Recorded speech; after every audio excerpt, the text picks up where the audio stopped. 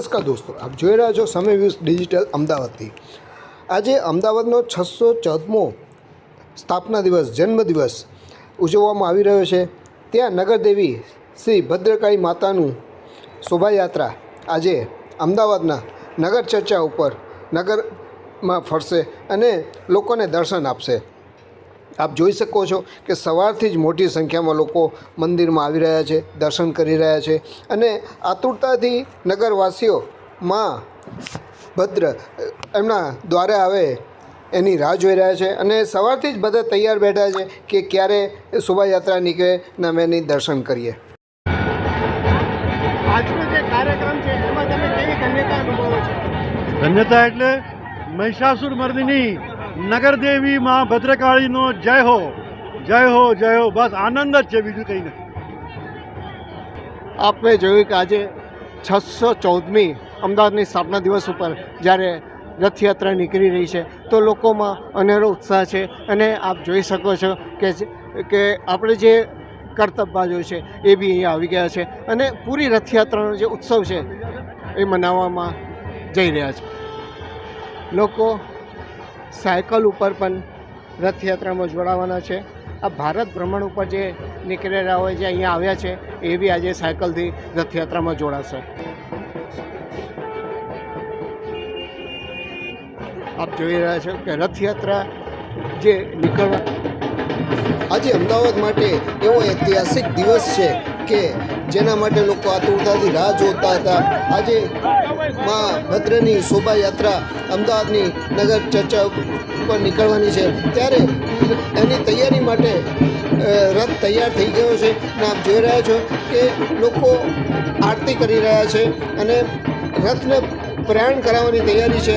આપ જોઈ શકો છો કે અમુક સમયમાં રથ અહીંથી રવાના થશે।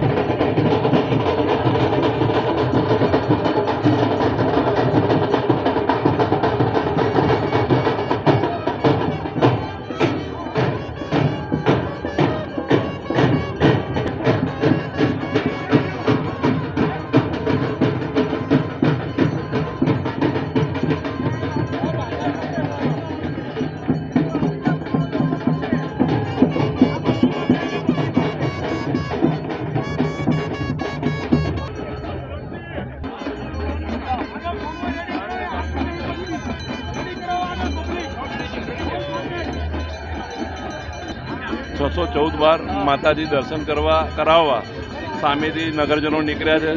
દેશના વડાપ્રધાન નરેન્દ્રભાઈ બેસતા વર્ષે પોતાના નવા વર્ષની શરૂઆત માતાજીના આશીર્વાદ લઈને કરતા।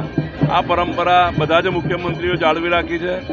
માતાજી સર્વનું કલ્યાણ કરે અને અમદાવાદમાં રિદ્ધિ સિદ્ધિ જે છે, અમદાવાદના લોકો લડે છે પણ ઝૂકતા નથી, જે મા ભદ્રકાળીનો પ્રતાપ છે। મેયરશ્રી અને ધારાસભ્યો અને મંદિરના ટ્રસ્ટીગણો રથયાત્રાને પ્રયાણ કરાવવાની તૈયારી કરી રહ્યા છે।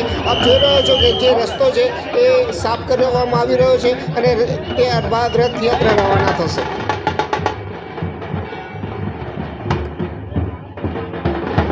આજે ભદ્રકાળીની શોભાયાત્રા અમદાવાદથી નીકળી ગઈ અને આપ જોઈ શકો છો કે મોટી સંખ્યામાં લોકો છે અને ભાગ લઈ રહ્યા છે। કેમેરામેન અંકિત પ્રજાપતિ સાથે અમદાવાદથી અલ્પેશ।